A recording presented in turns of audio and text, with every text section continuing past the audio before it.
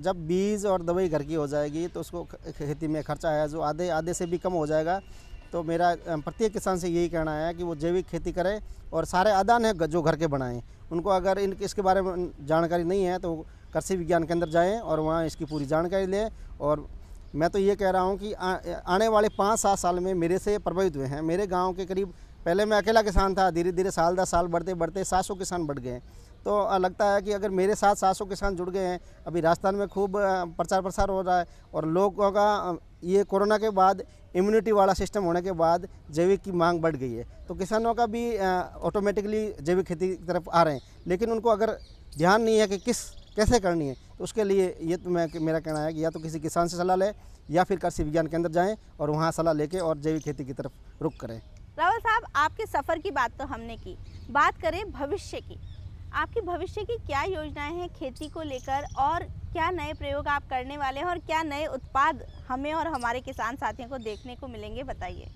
जी, जैविक खेती तो मैं अच्छी तरीके से कर ही रहा हूँ, लेकिन अगर आने वाले समय में अब मेरे जो फार्म पे होने वाले सारे आदान, उसकी ग्रेडिंग, पैकिंग और सारा जो बाज़ार में बिकता है वो मेरे फार्म पे बिकेगा। और मेरे फार्म पे एक जो शॉप लगाई है मैंने, उसमें करीब 50 तरह के मेरे खेती में पैदा होने वाले अनाज वगैरह, उसको ग्रेडिंग, पैकिंग करके और बाज़ार में बेचने का सिस्टम हो जाएगा। अगर मेरे फार्म पे होगा तो और किसानों के फार्म पे हो जाएगा, तो किसान खुद ही एक अच्छा दुकानदार बन जाएगा और अपना खुद का उत्पादन और पैकिंग और बेचना दोनों ही काम खुद ही करेगा।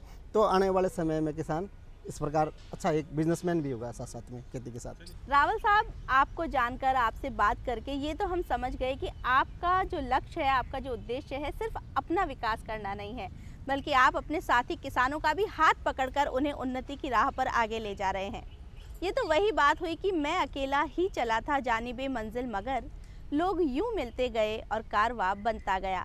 आपका ये कारवां यूं ही फले फूले, हमारे प्रदेश के किसान, हमारे देश के किसान यूं ही जैविक खेती की तरफ रुझान बढ़ाएं, कदम बढ़ाएं। इसी कामना के साथ आप कार्यक्रम में आए, बहुत अच्छी जानकारी आपने दी, आपका बहुत बहुत धन्यवाद। किसान भाइयों, हमें पूरा विश्वास है कि रावल चंद जी की प्रगतिशील किसान वाली कहानी को जानकर, उनके संघर्ष को जानकर और उनकी मेहनत को जानकर आप सब भी प्रेरणा ज़रूर लेंगे और खेती बाड़ी में नए कीर्तिमान स्थापित करेंगे। आप कृषि दर्शन में क्या कुछ नया देखना चाहते हैं, इसके लिए आप हमें पत्र लिख सकते हैं। हमारा पता है कार्यक्रम कृषि दर्शन, डीडी राजस्थान, दूरदर्शन केंद्र, जयपुर। आप हमें ईमेल भी कर सकते हैं। हमारा ईमेल आईडी है krishidarshanjaipur@gmail.com।